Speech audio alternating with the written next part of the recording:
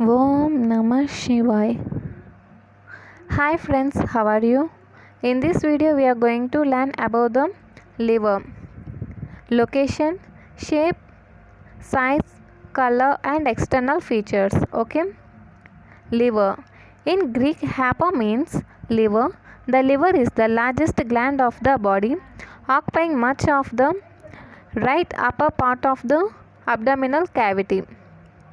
Liver is the largest gland of the body, occupying much of the right upper part of the abdomen cavity. It consists of both exocrine and endocrine parts.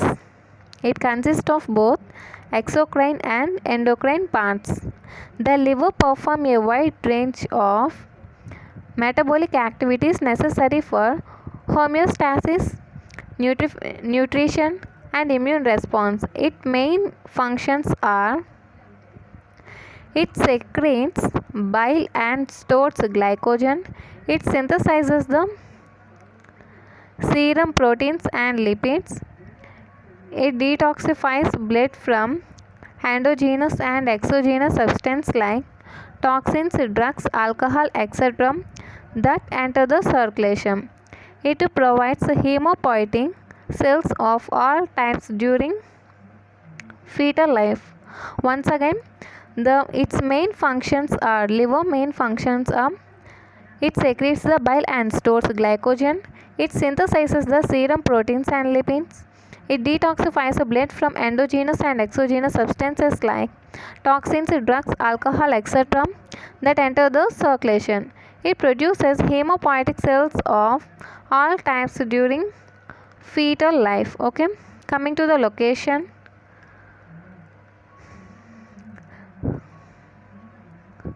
The liver almost occupies the right hypochondrium, upper part of the epigastrium and part of the left hypochondrium up to the left lateral mid-clavicular line. The liver almost occupies the right hypochondrium, upper part of the epigastrium and part of the left hypochondrium up to the left lateral mid-clavicular line. Okay.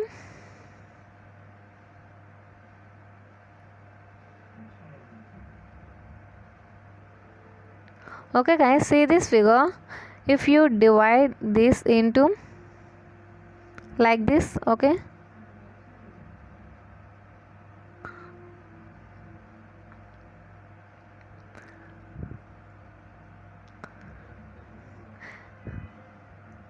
guys, divide this area into the three parts. Okay, like horizontally, okay, three parts. Okay, like vertically, three parts. Okay, imagine here 9 boxes are there. Okay, imagine here 9 boxes are there.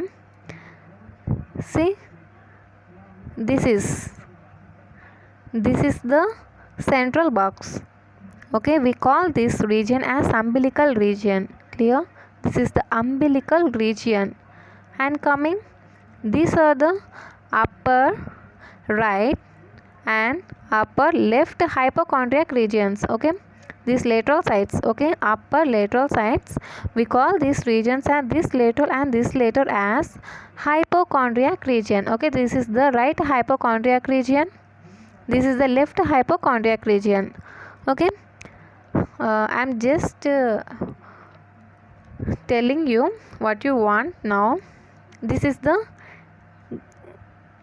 epigastric region and here hypogastric region. Clear? Now we want to know about the right hypochondriac region, left hypochondriac region, epigastric region. Okay, clear guys? First, coming to the right hypochondriac region. This liver almost occupy the right hypochondriac region and upper part of the epigastric region. Okay, and this part of the liver occupies the upper part of the epigastrium. Okay, epigastric region and the lateral part of the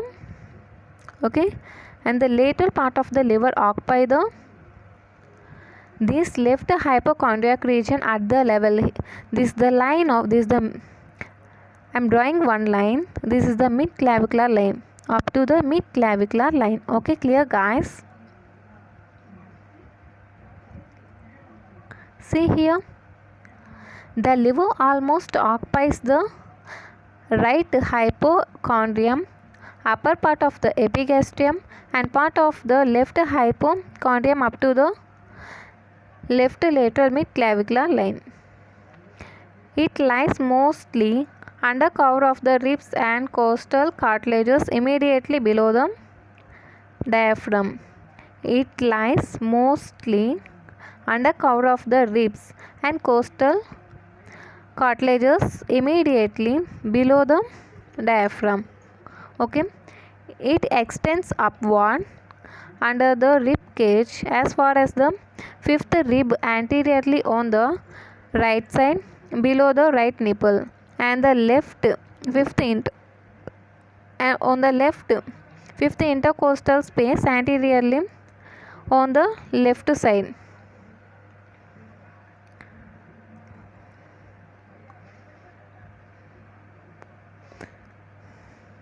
See here guys, this liver extends upward from anteriorly. This is the anterior face. Okay, this is anterior. Liver extends from this on upper side. Now we are talking about the upper side. Fifth rib. Okay, this is the fifth rib, are just below the nipple to the on right side. Right fifth rib to the left fifth intercostal space are below the left nipple. Right nipple to the left nipple. Clear guys? Right nipple to the left nipple are anteriorly fifth rib to the fifth intercostal space. Clear? We just talking about the upper of the extension or extent of upper part of the liver. Right fifth rib to the left fifth intercostal space. Clear? Next,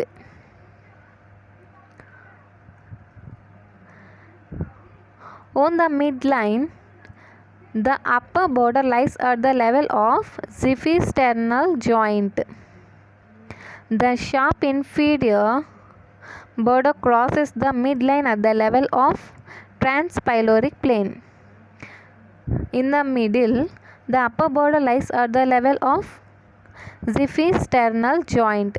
The sharp inferior border crosses the midline at the level of transpyloric plane.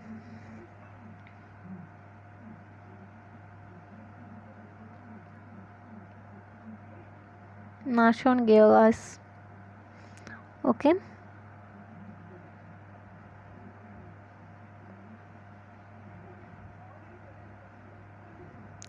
See, it lies. This is the upper midline. Okay, this is the middle of the liver. Okay, now body.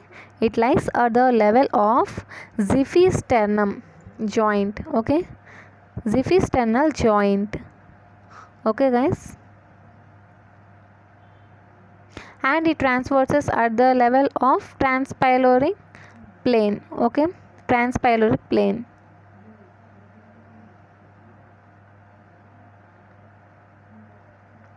At this, okay, here transpyloric plane. Next, coming to the note, the liver is much larger in the newborn and young children due to the hemopoietic function in the fetal life and occupies the 2/5 of the abdomen. The liver is larger in newborn and young children due to its hemopoietic function in fetal life and occupies the 2/5 of the abdomen. Coming to the shape, size and color. Shape. The liver is wedge-shaped and resembles a four-sided pyramid laid on one side with its base directed toward the right, and apex directed toward the left. The liver is wedge shaped and resembles a four-sided pyramid laid on one side, with its base directed towards the right, and its base directed towards the right, and apex directed towards the left. Okay, see this, guys. If you this is the base and this is the apex. The base directed towards the right and apex directed towards the left. Next, coming to the weight. In males, 1.4 to 1.8. Just remember the number 1.1500 grams, okay, or 1.5 kg. Just in females it is somewhat less, in males somewhat more, okay. Just calculate as yours. In males it is 1.4 to 1.8 kgs. In females it is 1.2 to 1.4 kgs. In newborn, 1/18th of the body weight liver is at birth it is 150 grams. Proportional weight in adult it is 1/40. 1/40th of the body weight. Next, coming to the color, it is reddish brown in color, reddish brown.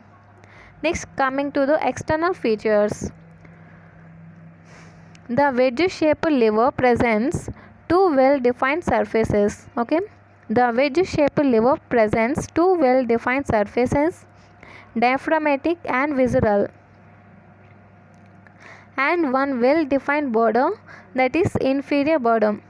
Okay, that means we have two surfaces and one border. Diaphragmatic surface, visceral surface, inferior border. Totally three are there. What are the three? Diaphragmatic surface, visceral surface, inferior border. First, see about all are well defined. Okay, well defined surfaces, well defined border. First, see diaphragmatic surface. The diaphragmatic surface is convex and extensive. It faces the upward, forward, and to the right and backwards. Upward, forward, right, and backwards. And next, visceral surface. Visceral surface is relatively flat and faces inferiorly. Visceral surface is relatively flat and faces inferiorly. These two surfaces meet in front of the sharp inferior border. Okay, these two surfaces, this diaphragmatic and visceral surface, meet in front at the sharp inferior border. Conventionally, the diaphragmatic surface is further divided into superior, anterior, right lateral and posterior surface, but there is no distinct demarcation between the surface. Once again, this diaphragmatic surface is again divided into the anterior, superior, right lateral and posterior surface, but there is no distinct demarcation between these surfaces. See this diagram.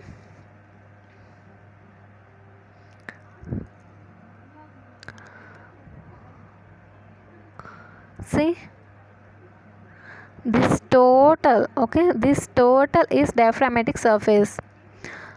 On inside you see this dotted lines, that means this is not the visceral surface, it is inside. Okay, that means on inferior side is the, if this is the if you see this is the inferior border. Okay, the whole thing is diaphragmatic surface. Okay, this whole thing is diaphragmatic surface on back side also, and the visceral surface is just inferior to the inferior one. Okay, inferior. Okay, see the diaphragmatic surface is again divided into superior, anterior, this whole thing, this is the anterior whole thing, this is the anterior, this is the right lateral, and the posterior is we can't find, that is on back side. Okay, This is the visceral surface. It is just inferior to. Just imagine. Okay. Next. First, see about the diaphragmatic surface. The dome-shaped diaphragmatic surface includes the smooth peritoneal areas which face superiorly, anteriorly, and to the right. That means smooth surface is present here. This is a smooth surface. What we seen here is the smooth surface. All the parts that we seen here are smooth surfaces: anterior, superior, and right lateral. These all are the smooth surfaces. Okay, next see. And a rough bare area divide of peritoneum which faces laterally that we can't see, and this is the bare area. Clear, guys? Next. Okay, the inferior vena cava is embedded in the deep sulcus in the left part of the bare area. Inferior vena cava is embedded in the deep sulcus in the left part of the bare area. In most cases, this sulcus is roofed by a fibrous tissue termed ligament of inferior vena cava, which may contain hepatic tissue, converting the sulcus into the tunnel. Next, the peritoneal ligaments are coronary, left and right, triangular. The peritoneal ligaments are coronary, left and right, triangular, and falciform ligaments. See.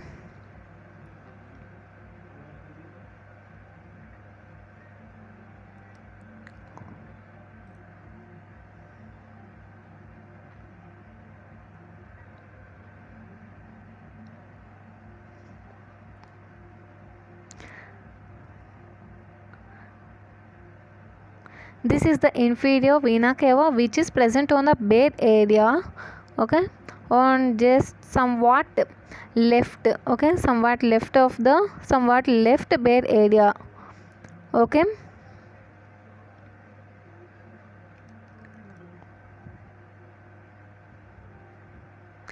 Next, what is seen here? And peritoneal ligaments are here. Peritoneal ligaments are coronary, left and right, triangular, and falciform ligaments.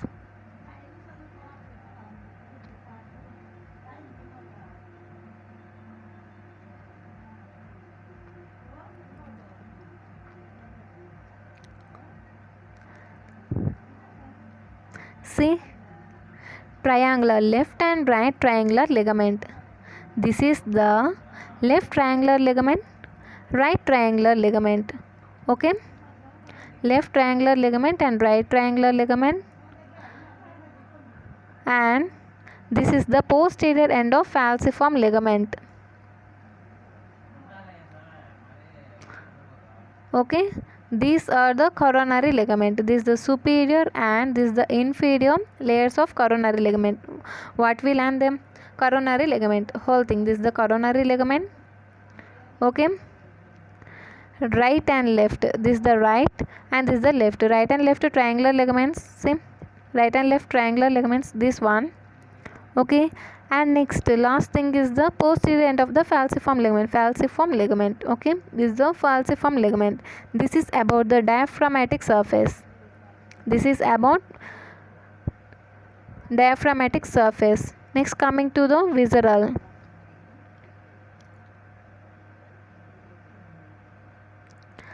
Visceral surface, also called inferior surface. The visceral surface is relatively flat or concave. It is directed downward, backward, and to the left. It is separated in front from diaphragmatic surface by a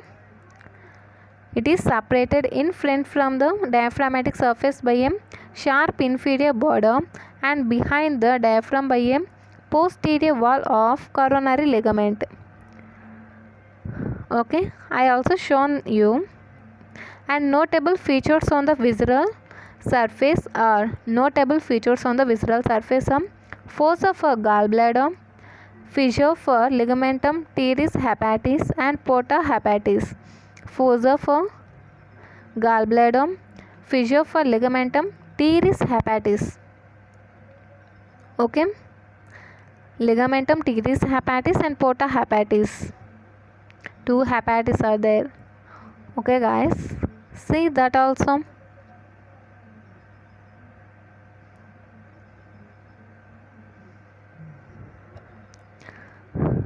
Three notable features in visceral surface. What are them? Fossa for gallbladder. This is the fissure for ligamentum teres, and porta hepatis, which is present on the inferior surface or visceral surface. Fossa for gallbladder, fissure for ligamentum teres hepatis, and porta hepatis. Clear?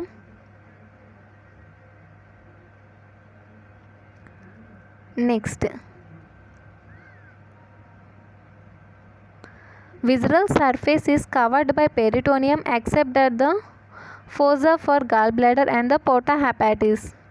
And visceral surface is covered by peritoneum except at the fossa for gallbladder and porta hepatis. At fossa for gallbladder fossa and porta hepatis, this peritoneum is not covered. Okay, at these two places only. Okay, next, see this table. This table shows the notable features on diaphragmatic and visceral surface of the liver. First, diaphragmatic surface. Bare area on the liver. Groove for inferior vena cava. Fissure for ligamentum venosum and attachment of coronary, right and left triangular and falciform ligaments. First we see the diaphragmatic surface notable features. We already seen that, but once again for you. What is first one? Bare area. Okay, and fissure for inferior vena cava. Next, coronary ligament, superior and inferior coronary ligament, right and left triangular ligament, and posterior end of falciform ligament. Clear? And one thing, fissure for ligamentum venosum. Fissure for ligamentum venosum. These all things are notable features of diaphragmatic surface. Next, see the visceral surface. Fissure for ligamentum teres hepatis, porta hepatis, fissure fossa of gallbladder.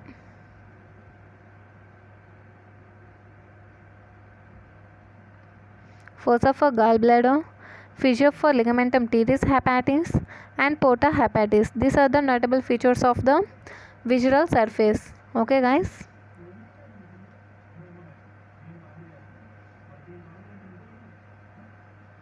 Next, inferior border. The features of the inferior border are as follows. It separates the diaphragmatic surface from the visceral surface. It is rounded laterally. On lateral side it is rounded, where it separates the right lateral surface from the inferior surface. It is rounded laterally, which separates the right lateral surface from the inferior surface. It is thick and sharp medially. It is thick and sharp medially, where it separates the anterior surface from the inferior surface, and it presents two notches. Notch for ligamentum teres are interlobular notch. It is located just to the right of the median plane. It is located just right to the median plane. Notch for ligamentum teres.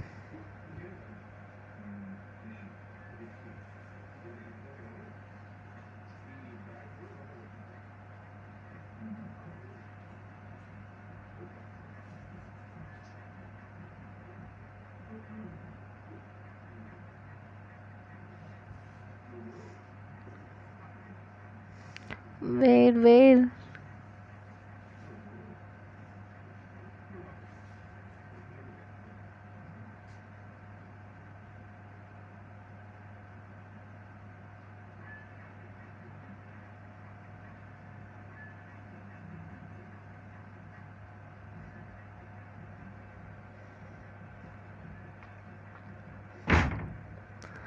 two notches in inferior border, okay,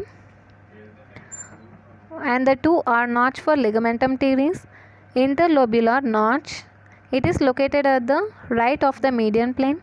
And next is the cystic notch, it is located about 5 centimeters to the right of the median plane and often corresponds to fundus of gallbladder. In epigastrium, it extends from the right 9th costal cartilage to the 8th left costal cartilage. This is ascends sharply to the left. In the median plane, it lies in the transpyloric plane. In the median plane, it lies in the transpyloric plane. Clear, guys? I am searching to show you the ligamentum teres. Okay, this is the ligamentum teres, and notch, cystic notch also is present. Okay, this is the cystic notch. See, this is the cystic notch which is rises from the right 9th costal to the 8th.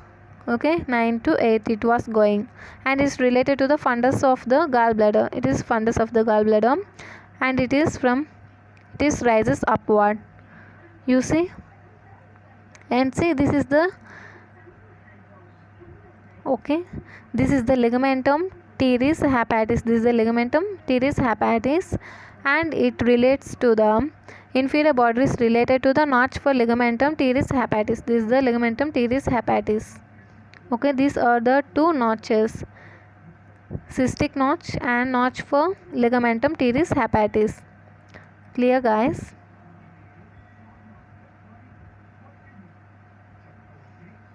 And the parts that we not seen are falciform ligament, fibrous appendix, okay,